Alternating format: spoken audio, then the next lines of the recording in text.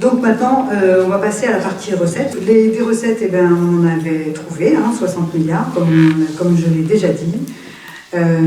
Et il faut arrêter de mentir aussi en français en disant qu'on est le pays le plus taxé au monde, etc. C'est pas vrai. C'est vrai que les prélèvements obligatoires représentent une très grande partie de notre PIB, mais ça finance notre modèle social en fait. Pour accoucher aux États-Unis, il faut avoir 30 000 $. Donc je ne sais pas, si on veut ça, en effet, on arrête de payer des impôts, c'est tout à fait possible. Mais je pense que le système de solidarité qu'on a, en tout cas nous on pense à l'ANFP que le système de solidarité, il est extrêmement précieux et qu'il faut donc le préserver. Alors ça c'est un deuxième best-seller de l'année, c'est le rapport sur l'évasion fiscale, puisque en tant que commissaire aux finances, je suis rapporteur spécial sur l'évasion fiscale, donc avec Nicolas Sansu, qui est un député communiste. On a travaillé sur l'évasion fiscale et on a découvert des petites choses assez croustillantes. La frontière est très mince entre l'optimisation et la fraude, donc on a créé l'évasion, on s'évade. C'est l'Observatoire européen de la fiscalité, donc Gabriel Zucman, dont le directeur est Gabriel Zucman, qui estime à peu près à 100 milliards la perte nette pour les finances publiques de l'évasion fiscale. Voilà, 100 milliards. Et il faut savoir que la Direction générale des finances publiques, c'est la direction de l'État qui a été le plus martyrisée depuis 20 ans. En fait, ils ont perdu 40 000 fonctionnaires. Alors que potentiellement, c'est le seul service public qui peut leur apporter de l'argent. Donc c'est totalement aberrant. Enfin, ça aussi, c'est pareil. Moi, je me dis que là, je me suis dit, quand je vais proposer des amendements pour augmenter les fonctionnaires de la direction des finances publiques, tout le monde va être d'accord. Enfin, c'est complètement transpartisan. Là, il y a même plus... Ben, pas du tout. Non, pas du tout. Absolument pas. Non. Il y a beaucoup de gens, alors qui soit ont intérêt, soit, je sais pas, c'est dans leur théorie économique fumeuse, là, parce que ça, c'est ce qui brandissent à longueur de temps aussi, c'est si vous taxez les riches, ils vont tous s'en aller. Ben, voyons, bien sûr, c'est sûr, ils vont tous s'en aller.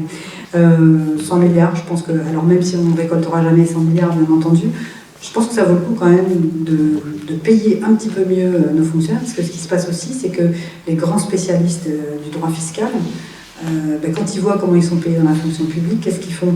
Ils s'en vont, et puis ils deviennent avocats fiscalistes, et donc ils conseillent nos grandes entreprises et nos riches, très très riches et milliardaires, pour justement faire de l'optimisation fiscale. En somme, il faut siffler la fin de la récré du côté du capital. C'est pas normal que le capital soit moins taxé que le travail, c'est pas normal du tout. Les revenus issus de la détention de titres aujourd'hui sont moins taxés que le travail. Il faut aussi réintroduire de la progressivité de l'impôt, partout. Donc on veut nous faire croire aussi que les pauvres ne payent pas d'impôts, mais je l'ai dit tout à l'heure, on paye des prélèvements obligatoires et surtout la TVA. Tous les pauvres payent la TVA. Donc c'est pas l'impôt sur le revenu, certes, mais c'est un impôt quand même, et c'est un impôt qui rapporte encore une fois énormément à l'État. Donc la progressivité de l'impôt, c'est ce qui devrait être appliqué à tout le système fiscal, et y compris pour les entreprises. Puisqu'il existe un prélèvement forfaitaire unique, flat tax, qui est aussi un de tes chevaux de bataille. Donc voilà, donc ça c'est une aberration, puisque les petites entreprises payent proportionnellement beaucoup plus de taxes que des multinationales, puisque c'est une taxe qui est plafonnée, donc au bout d'un certain montant, tout le monde paye la même chose, donc c'est pratique pour ceux, toujours pareil, qui en ont plein les poches.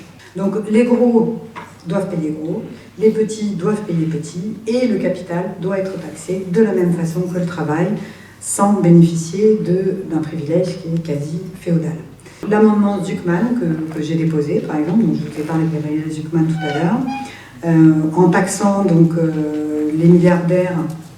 Donc les milliardaires, c'est-à-dire à partir, on leur laisse 1 milliard, et après tout ce qui est au-dessus d'1 milliard, on les taxe à 2%.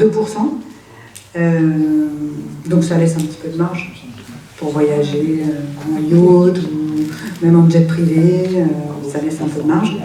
Et donc avec ça, toujours ces mêmes spécialistes estiment qu'on peut récolter 14 milliards d'euros. C'est un amendement qui a été adopté à la faveur de la buvette de l'Assemblée nationale. C'est-à-dire que le Rassemblement national, qui sont très présents dans l'Assemblée, ils étaient sortis, parce qu'il y a des moments comme ça où c'est très très long, il y a des amendements, des gens qu'on n'a pas forcément envie d'écouter, donc on sort, on va boire un coup et tout ça. En fait là, ils étaient sortis, Et donc cet amendement est arrivé fort à propos. Donc il y a des petites techniques après, hein, pour faire rigoler un petit peu. Où, quand l'Assemblée se vide comme ça, il y a une espèce d'ambiance qui fait que les députés se disent bon, il n'y a pas d'enjeu, là c'est du blabla, etc. Machin. Donc nous, on a laissé l'Assemblée bien vide et tout ça, et juste au moment où on allait voter l'amendement, les 50 LFI, enfin LNFP, etc., tout le monde est rentré dans l'hémicycle pour voter cet amendement. Et donc ils n'ont pas eu le temps de revenir en se disant ah, il y a un enjeu, il y a un enjeu, il y a du monde dans l'hémicycle, il y a un enjeu. Voilà. Donc est-ce que ça tiendra ça dans le prochain PLF? J'espère vraiment. Mais je vous dis, même des mesures comme ça qui paraissent quand même pas hyper contraignantes, je vois pas comment LVMH, ils s'en rendront même pas compte. Mais carrément, enfin, je veux dire, ils s'en rendront pas compte, ces gens-là. Il y a tellement de zéros après leurs chiffres que c'est... Voilà. Pour conclure, je vous laisse tranquille après je écoute vos questions. Nous avons un programme, nous avons un budget, nous avons une première ministre. Donc, voilà, Macron, soit il revient à la raison, soit il nous laisse la place.